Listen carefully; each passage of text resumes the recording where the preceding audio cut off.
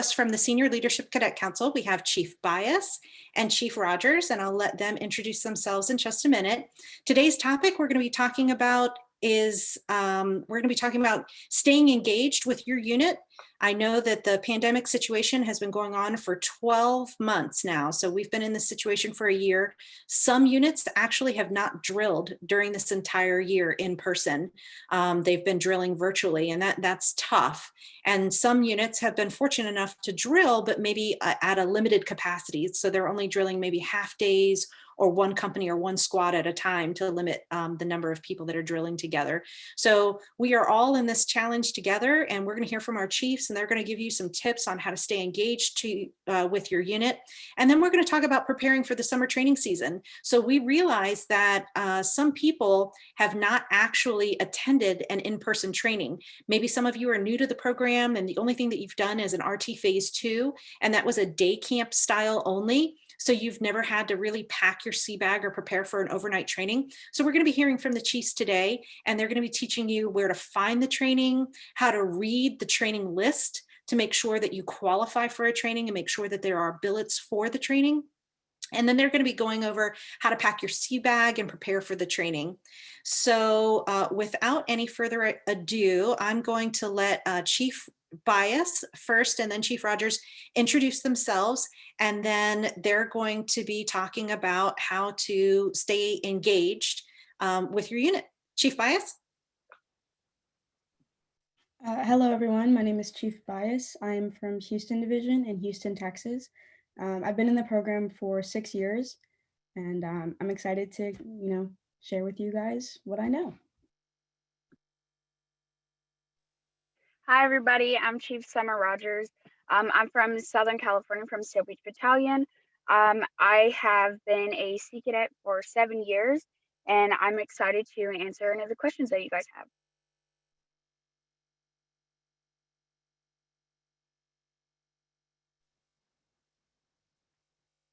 All right, Chief Bias, do you want to start with just talking about staying engaged with your unit? And then I know that Chief Rogers is going to be sharing some of her tips for if you have to be drilling virtually. Yeah, so I know obviously we have all been trying to sort of switch over into this online understanding of how things are going to work, especially regarding drill and trainings and just being able to stay involved with your unit. So there are a couple of things that you guys can do here. I'm going to show some ideas that we've done with my unit especially.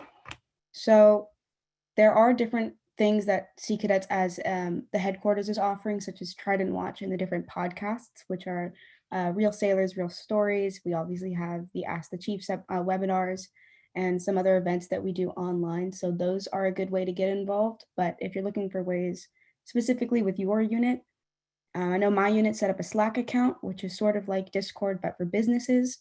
And we have different kind of chat things that you can join. So for cadets that say are interested in service academies, we have a service academy forum where they can ask questions, talk about their processes and different summer trainings that they're attending in order to help them with that. We also have one that's for cadets who are interested in joining the Marine Corps. So we have the Semper Fi group. Then they focus on, at talking to recruiters about Marine Corps training and different things you can do within the program that'll help you with that in the future.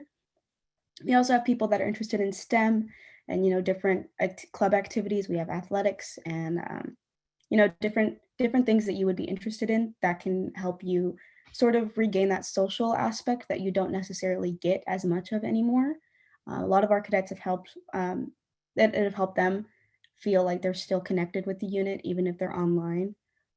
Some cadets have also done like online Kahoot sessions, especially if you're a leader. If you're a leader of PO3, you're in charge of your company leadership. I would recommend getting that started for some of your cadets just to make sure that they're drilling on their military history or their general orders, stuff like that, getting ready for trainings, preparing for PT.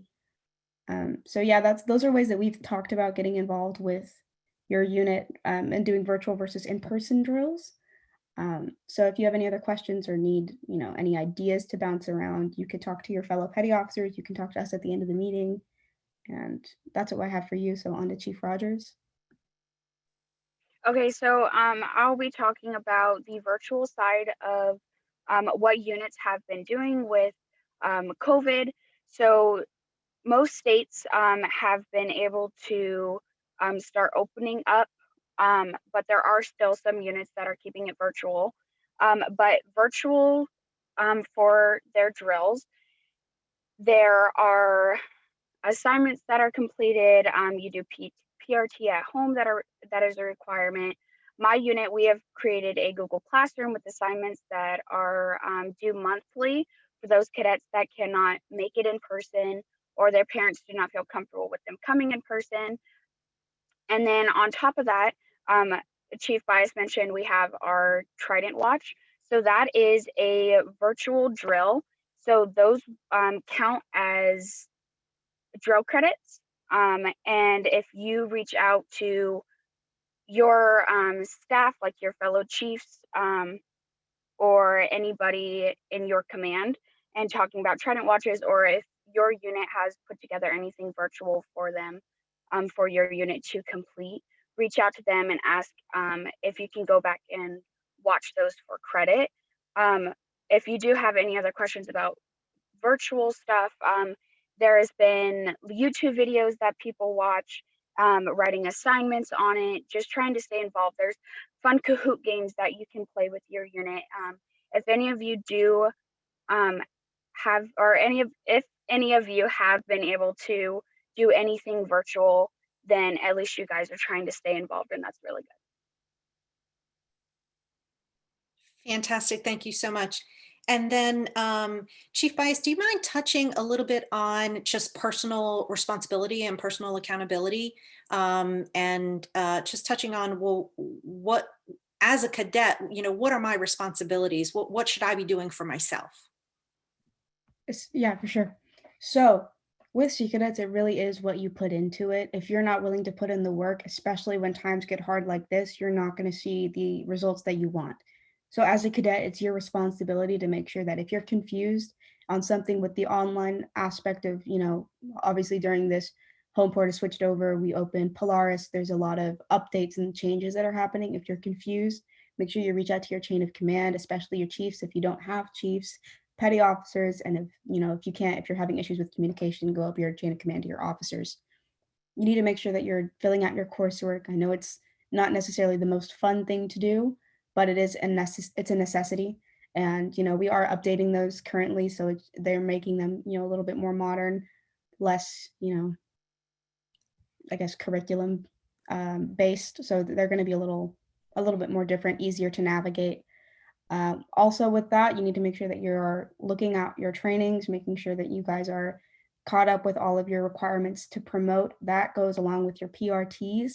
I know my unit has allowed cadets to do their PRTs at home with a parent or guardian as a proctor.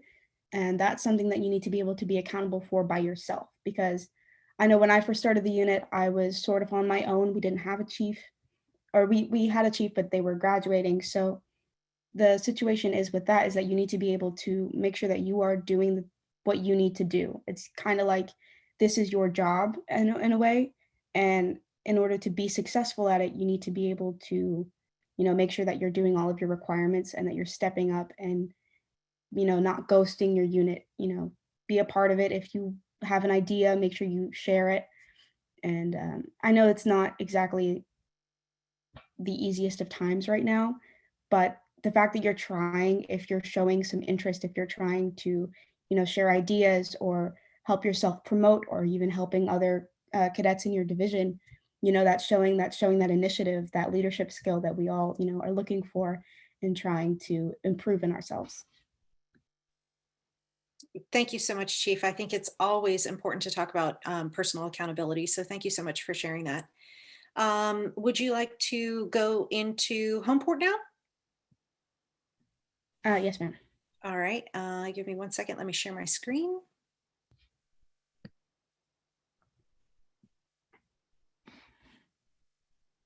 Okay, so as most of you guys have navigated this before, or at least, seen it, looked at it, if you are PO1s, PO2s, PO3s, and even seaman apprentices, you guys have all probably been here. Homeport has gone through a little bit of updating, but for the most part, the layout is still the same. So you have your home screen, policies, stuff like that, correspondence courses, which are going to be your forms and that you fill out, updates on COVID-19, forms and templates, which are mostly for officers.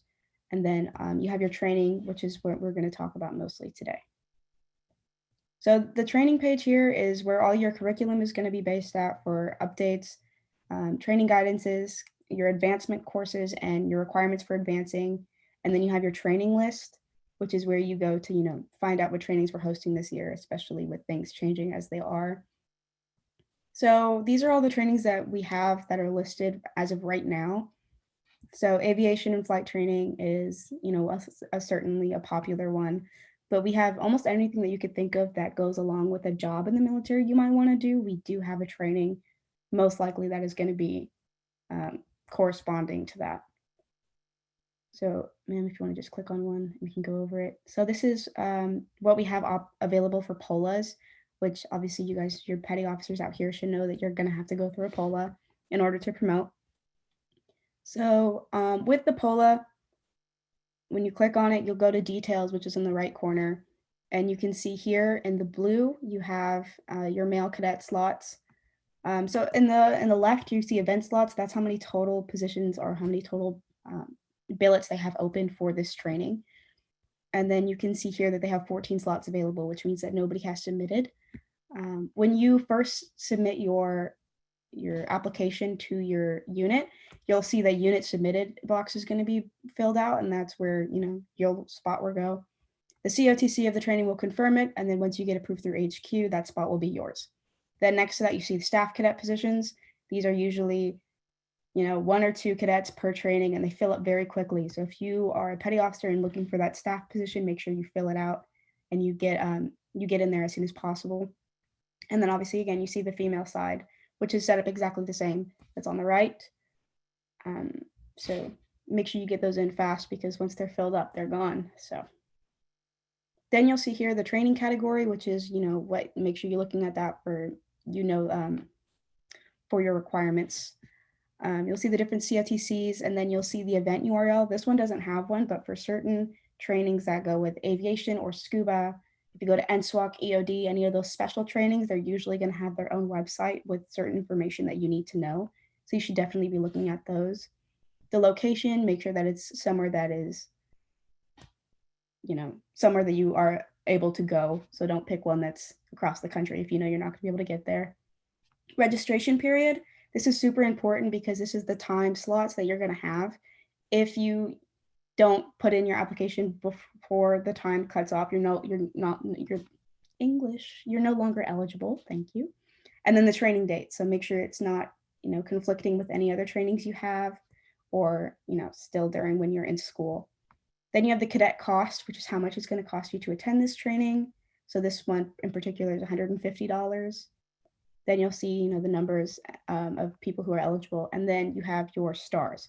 So this is something newer we've implemented in the past, I think 2 years or so. So military oriented, physically demanding, academically demanding, and STEM related. So these are going to be kind of your guidelines for what the trainings are going to look like. So if you're not interested in STEM, don't pick something that has a 4-star STEM rating, that kind of thing. And then advanced credit is letting you know if this counts for your advancement towards your rank. Obviously, POLA, does count. An event description, and then certain notes. Make sure you read all the way through the bottom of these because it's very important. And then this bottom section is probably the most important. And this is going to be your minimum cadet rank. This determines your eligibility. So you can't go to POLA if you're still a recruit, sort of thing. Your minimum age. This training doesn't have one, but certain trainings will say, you have to be 15 years or older by this date in order to attend this training. Leadership Academy, some trainings will require you to have a POLA already done so that you are able to go. And then swim qualifications.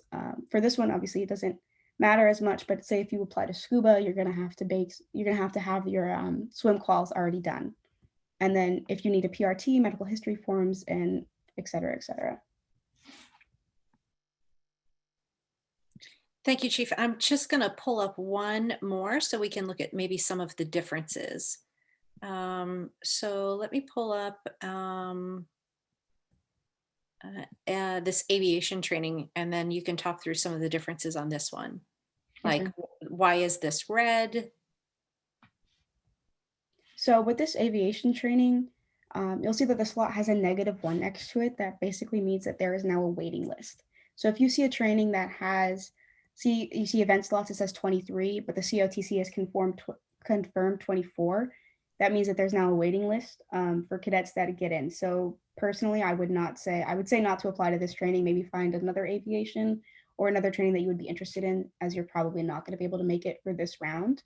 But you see the female slots have 4 available.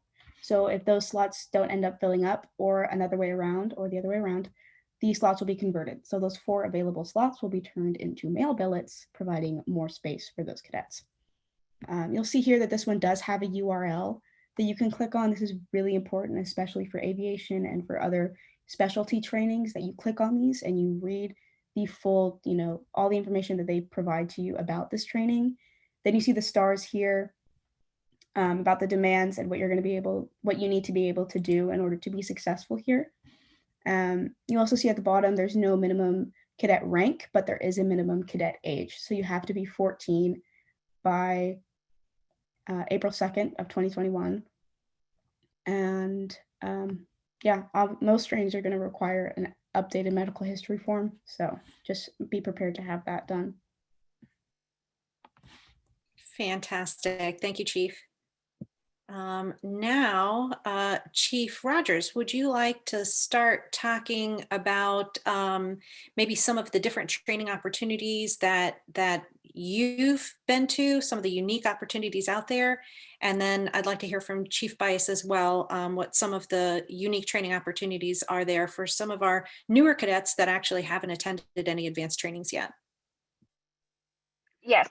So when it comes to the advanced trainings, there is a big variety, and there's some ones that you guys have probably heard about. There's basic medical, you have your aviation, which is flying. But one of probably the coolest training and a big opportunity that I had was being able to go survival backpacking up in Mammoth Mountains in California. And it was a total survival. So we went off grid for a whole week.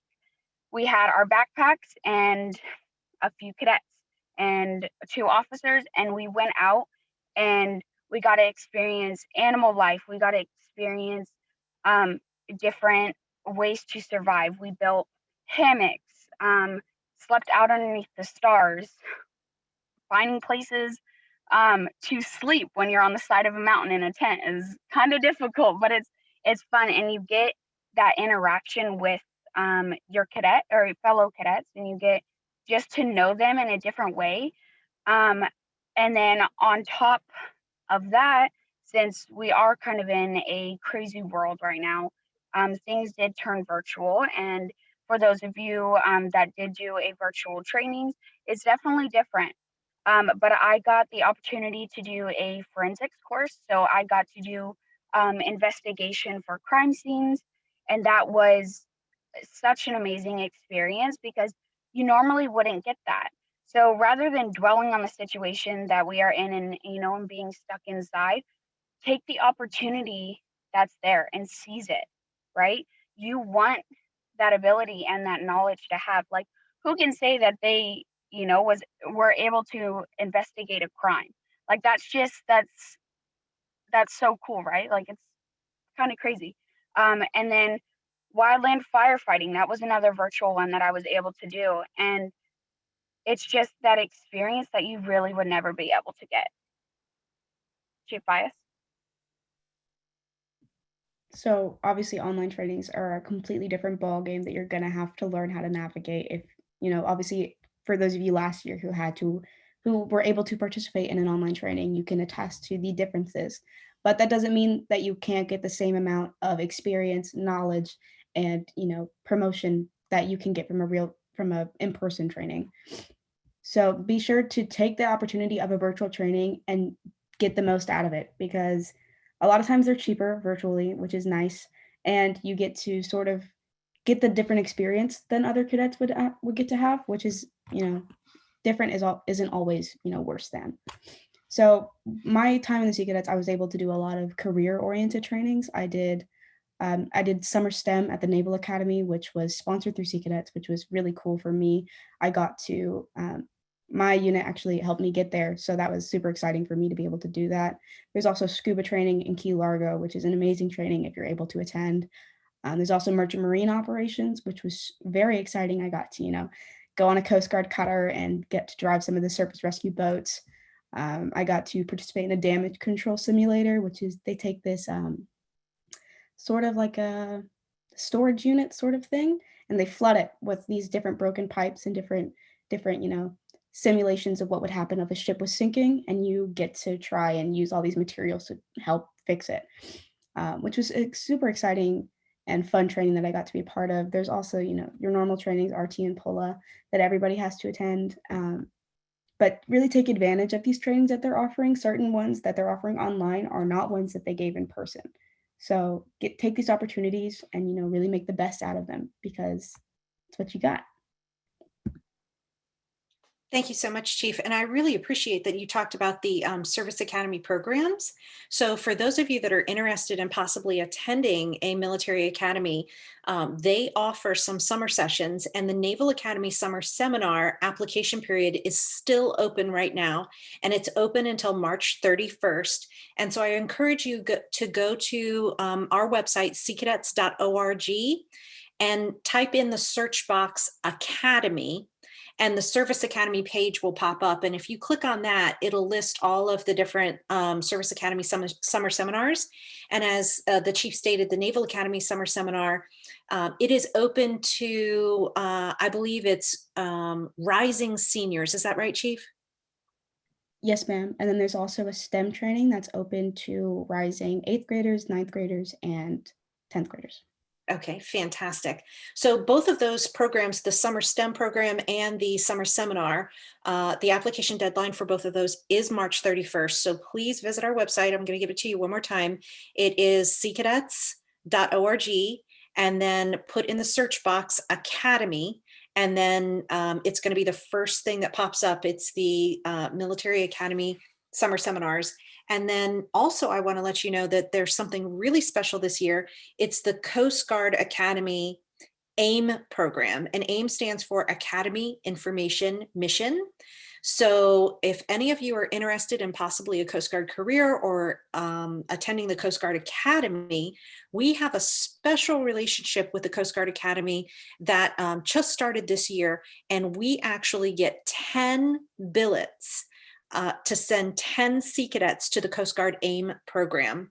So the deadline for that is April 5th, and you should search your email, because we sent out an email about the application process, or you can go to Homeport and look at the recently posted things on Homeport, or talk to your chain of command if you're interested in applying for one of those spots.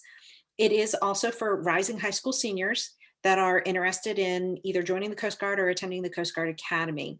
There are actually 3 sessions being offered this year: July 4th through the 9th, July 11th through the 16th, and July 18th through the 23rd. And the Naval Academy Summer Seminar and the Naval Academy Summer STEM program, there are multiple dates for those as well. So make sure you check it out if you're interested in any of those programs. West Point has a middle school STEM workshop and a summer leader experience, and the Air Force Academy also has a summer seminar, but unfortunately the deadline for application for all of those programs has already passed, but the Coast Guard Academy and Naval Academy are still open. So thank you so much for bringing that up. And thank you for talking about the virtual programs as well. So if you are in an area that you know that there aren't going to be any in-person trainings, I appreciate, Chief, that you talked about, and both of you chiefs talked about taking advantage of the virtual training opportunities out there. So when Chief Bias talked earlier about personal accountability and making sure that you're doing what you need to do to promote, take advantage of those training opportunities and explore some career fields that you may not know anything about, because you may end up finding your passion through trying out one of these trainings. So just expose yourself to as many different opportunities as possible. And through the virtual opportunities, you're going to have access to people virtually that is much more difficult for us to coordinate in person, right? So we can't bring a Blue Angel pilot to every single one of our aviation trainings, but we can bring a Blue Angel pilots to our virtual trainings, which the last Operation Trident Watch we did. Likewise, Navy SEALs, we can't bring a SEAL to every Sea Cadet training, but we can bring them to you virtually. So you never know who you're going to meet in a virtual training environment. In one of the criminal investigation virtual trainings that they're running right now out of California, they brought in a homicide detective, a current homicide detective. So that's really, really interesting. And I think later on this month, they're bringing in people from the NCIS. So that's very interesting as well. So don't think that if you don't have access to an in-person training that you're done for the year. Take advantage of those virtual ones. Okay, so now we know what the options are for training. We know how to find the trainings, and we know a little bit about what types of trainings are out there. Why don't you talk to us a little bit about preparing for a training? And Chief Rogers, let me start with you, and let's start with sea bags, because we have some cadets that have never gone to an overnight training yet. Maybe they've only just joined the program, or they just joined and all they've done so far is an RT phase 2, which was operated like a day camp. So they didn't need to pack a sea bag. They didn't bring anything with them. So can you tell us a little bit about, preparing for our first overnight training? Of course. So one of the rules that I live by when packing a sea bag is to put things in Ziplocs. It keeps things more organized, it keeps it condensed so you can pack more and you aren't having to step into the bag to push everything to the bottom. Starting from the bottom, when you are packing your sea bag, you want to start off with your shoes.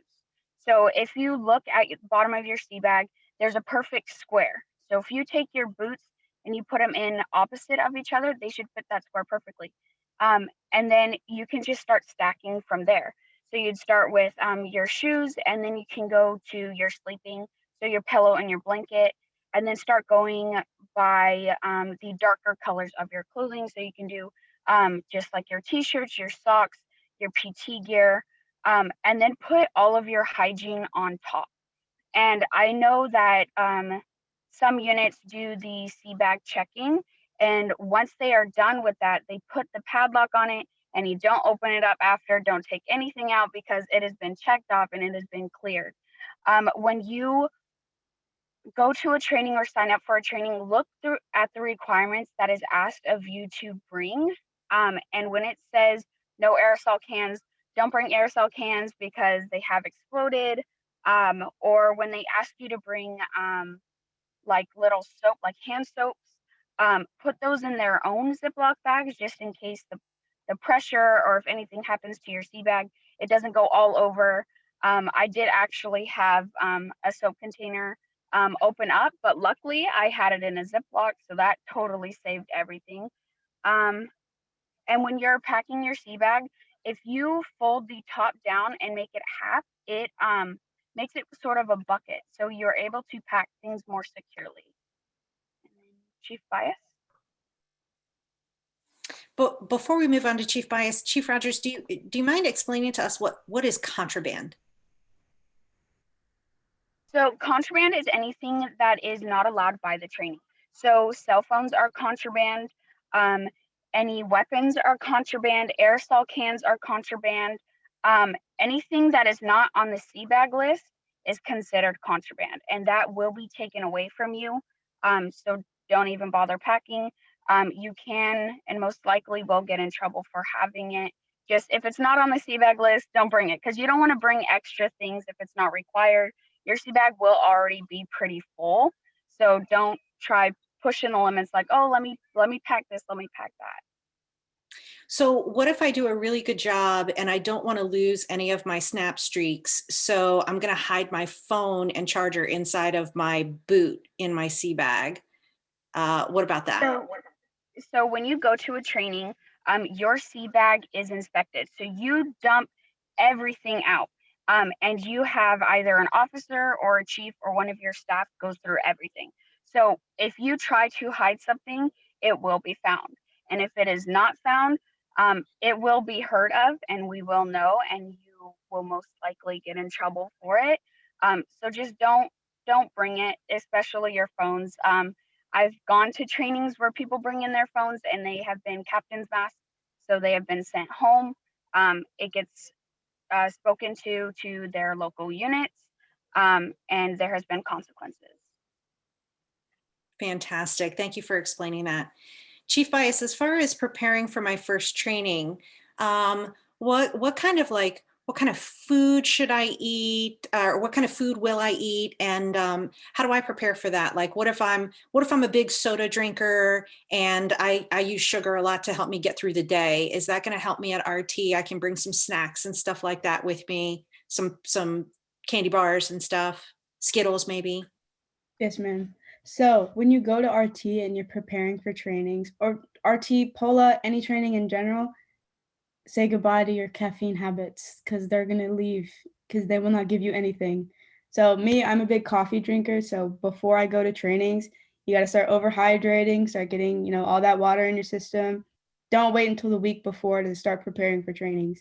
As soon as you figure out, if you want to go to NSWELC, if you want to go to EOD, if you want to do winter survival, if you want to do any of these really physically demanding trainings, you need to make sure that you are getting in shape. Get a gym membership, get a buddy, start working out together, keep yourself accountable, get your workout started, get your routine down. Start drinking a lot of water for these trainings. No matter what you do, you're going to be outside, you're going to be, fairly physically active. You're going to, summer, you might be going to a completely different climate. I live in Texas. It's really hot here, but it's humid. If I were to go and visit Chief Rogers down in California, yes, it's hot, but it's a dry hot and it's a lot different. So you need to start getting acclimated. If you get new boots, make sure you're breaking in your boots. Start healthy eating habits because the food that they give you at training is a lot different than the food that you're going to eat at home. There's no fast food. There's no, French fries and chicken nuggets. You're going to be eating fairly healthy. And what the food that they give you is the food you're going to be eating. So there's no complaining. There's no getting around it. If you have a caffeine habit, if you are a soda drinker or you like candy bars, and I start cutting those out fairly early. I know I stopped drinking coffee about 3 weeks to a month before I head out to training just to get my body back to, how it should be. Really start preparing for your trainings because I've had cadets that show up either dehydrated or not physically ready for the trainings that they sign up for. And, they either can't make it through the training and get sent home, which is really unfortunate, or they have a rough time acclimating for the first couple of days and it's not really fun and they miss out on the more exciting parts because trainings are short, so you have to take the days that you have and really make the best of them. You don't want to have to sit out because you're sick or because you're not feeling well. And what if I don't like the food? Can I just bring my own like snacks and stuff? Your food is part of contraband. You cannot bring any food unless obviously you have some sort of restriction if you have diabetes or something and you're going to a training, but that will be provided for you. So your favorite snacks, your candy bars, if you have a favorite drink or something that's part of contraband, you can't bring it with you. If you try to bring food into a training, it will be taken away from you. I've had it happen where cadets have tried to hide certain food in their rooms. You get inspected quite often. So it will be found and you're going to have to face the consequences of having it. And it's not worth it. Just leave it at home. Thank you, Chief. Chief Rogers, can you tell us a little bit about footwear? So I'm a brand new cadet. I just got issued all of my gear and my parents just bought me a brand new pair of boots. And so they're brand new, so they should be ready to go for my new training, right? You would think so, but no. So you want to break in your boots, especially before RT. That's obviously you'd have a new pair. So you might look a little dorky walking around your house in thick socks and tall boots, but it works because you are walking a lot more. Don't underestimate it. We have on CBAG list is a requirement to bring moleskin, and moleskin is for blisters that you may get. So you don't want that. So you want to break in your boots beforehand, shine them before you go, because if I was staffing an RT and a cadet came and their shoes were perfect, that cadet sticks out to me and I'm like, wow, they took the initiative to shine their boots. So break them in because you don't want to be that one cadet that has to sit out because you know, they have blisters on their feet or didn't take the initiative to break them in. Fantastic. So I'm going to shine my boots. I'm going to put tons of polish all over them. They're going to be like nice and gooey and shiny, and I'm going to stick them in my sea bag, and then I'm going to put my uniforms and stuff right in there, right? No. So if you have never shined your boots, reach out to one of your staff cadets. They will definitely be there to help you. If not, look it up on a YouTube video. That's what they're there for. When you do finish shining your shoes, whether they be your dress shoes or your boots, put them into some kind of bag when you put them into your sea bag, because that polish, even though you think you got it perfect, it's gonna start coming off, and you don't want that. You don't want to have to take out your dress whites or one of your shirts and it has polish all over it. So sticking it in just like a grocery bag works. Some people put hairnets around it. Some people get really big socks and put it around their boots. Whatever works best for you, just try to keep them covered, because it stops them from getting scuffed after you just did a perfect shine, and it keeps the polish off of your uniform. Fantastic. Thank you so much. So Chief Bias, I just got issued uniforms, and they gave me brand new uniforms, and then they gave me a handful of patches. And so I'm going to take all of this with me to training, and they're going to teach me what to do, right? No, we expect you to show up to your trainings completely 100% ready to go in way of uniforms, patches, flashes, whatever you have on your uniform, all of your appurtenances, anything. All of your stuff that you need for training is supposed to be 100% ready to go as soon as you step foot on that base. So if you get your new uniforms and you're a petty officer, you just got your first pair of crows, or you're going to RT and you just got your first flashes, look at Homeport. All of the regulations for how to put your patches on are right there. Make sure that your crows are facing the right way, the eagle on your shoulder, facing the right directions. You need to make sure that your flashes are sewn on, no super glue, no stitch witch, no safety pins. I've seen that a couple times. Make sure you have everything ready to go when you get there, and it'll save you a lot of headaches, and it'll save your petty officers a lot too. Fantastic. And then, so for the lead cadets that are just fleeting up, or for our newer cadets that are getting ready to go to RT this summer, Chief Bias, can you tell us a little bit about what they should expect at RT? Yes. So if you are heading to RT, either leaguer orientation or recruit training for UC cadets that are heading out there, it's going to be a lot different than probably what you've ever experienced before. But you need to remember, when you walk in there, we're not there to make you fail. None of your staff cadets want you to go home. So go in there, do what you're supposed to do. Make sure that you have your general knowledge down, your general orders, know your cadet creed, your Sea Cadet oath. Make sure you have, the basics of what you're supposed to know, and then your petty officers and your staff cadets will get you where you need to be. But it's going to be difficult, so make sure that you are physically prepared. Start working out a little bit beforehand. You're going to have to run a PRT when you get there. Some units or some trainings, I know when I went to RT, I stepped off the bus and I ran a PRT right there. So make sure that you're ready to go, because if you can't pass, you get sent home. Make sure that you are, obviously, like I said before, eating healthy, making sure that you are ready and prepared. Again, accountability. A good idea would be to have done your coursework before you head off to RT or NLO, so that you are prepared for what they're going to be able to teach you. And again, especially if you're doing an online training, I know the first week is online, second week is the in-person sort of drill training. I would talk to your petty officers, ask for advice. That's what they're there for. They're there to help you. So petty officers, make sure that you don't have a recruit that shows up and knows more than you at that point. Petty officers need to stay on their game too.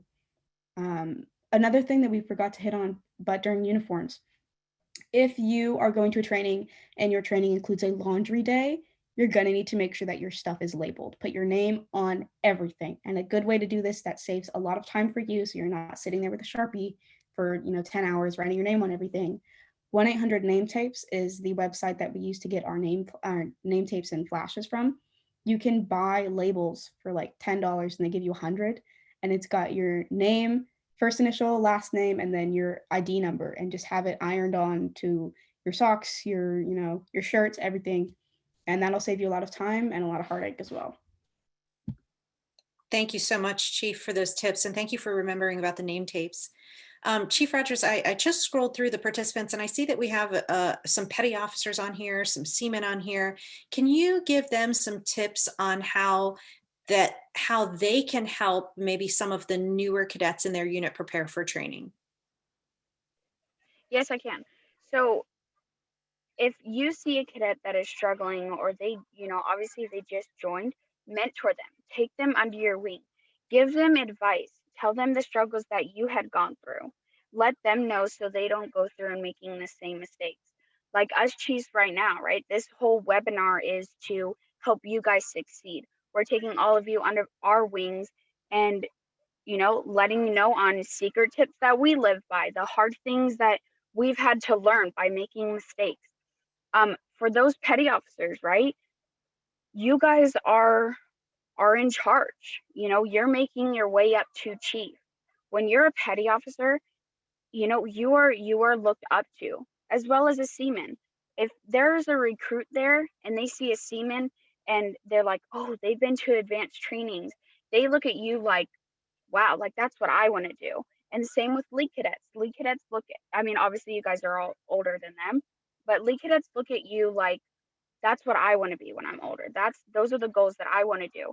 So save them those hardships of having to go through all of those things alone and give them the advice that you wish that you had received. Fantastic. Thank you so much. So we have about 10 or 15 minutes left in the hour. If you have any questions for our chiefs about summer training or about, unit activities during COVID, please send me your questions and I will moderate the discussion. So just put that in the chat and then I will ask your questions to the chiefs. While I'm waiting for people to put some questions in, a couple more questions. So can, Chief Rogers, you were a lead cadet, is that correct? Yes, ma'am, I was. So can you explain to me some of the differences between what to expect at a lead cadet training versus a sea cadet training? I can. So as a lead cadet, I actually only went to orientation, but there are still big differences between your orientation, which is the equivalent of boot camp for lead cadets rather than sea cadets. It is the age difference. So activities are more pointed towards the younger age rather than the older age. So obviously I went through my orientation and I'd gone through my RT. I have staffed an RT and I have staffed an orientation. Seeing it from all of those different viewpoints, there's similarities but differences. It's still military bound. But orientation for lead cadets, it's more of those fun activities that are age appropriate is the words that I'm looking for. And it's the same things with sea cadets. You still always have those fun activities, but as you're getting older, you're getting more mature. There's more things that are expected of you. And as a lead cadet, we're trying to build you up so when you do become a sea cadet, you have that experience to show other people, show those lead cadets, what you have learned. Fantastic. Thank you. I actually had a question come in. Chief Bias, I'll let you take this one. It's not about summer training or engaging with your unit, but it's a really good question. So Petty Officer PO1 Adawalker wants to know a little bit more about the SLCC and how she's going to make chief next month. And she wants to know, how do you get picked for the SLCC? First off, I want to congratulate you on making chief because that is a great accomplishment that you have reached. But for SLCC, you have to submit, it's kind of like a college application. That's what I liken it to. I believe you have to write like a little paragraph or an essay about why you want to join SLCC. You submit kind of like a track record of everything you've done in the program, things you've done outside of that have maybe added to who you are and what you've done for Sea Cadets. And then your CO will have to recommend you for SLCC. And then through that, you get sent up to headquarters. And I believe that's when they pick who gets to end up at the training. And then for our group, everyone who graduated got to become part of the Chief Council. Fantastic. Thank you so much. And so I think, Chief Bias, I think what you were talking about is the application process for SLA, the Senior Leadership Academy. And then those that graduated from the Senior Leadership Academy then went on to the Senior Leadership Cadet Council, which is the SLCC, right? Fantastic. Thank you so much. There's a question, Chief Rogers, I'll let you take this one. What about people that have dietary restrictions? What if they're gluten-free, dairy-free, vegetarian, vegans? What happens to them at training? Do they just have to eat what's given to them? No, so those we have exceptions for anybody who has dietary restrictions. I had actually, when I staffed my RT, I had a female cadet who was allergic to anything and everything that you could imagine. So you have your ops training, which is your operations, and they usually deal with the food. And so those dietary restrictions and all of the rules that you guys have to follow for yourself is given to them, and we make sure all of those standards are met for you guys.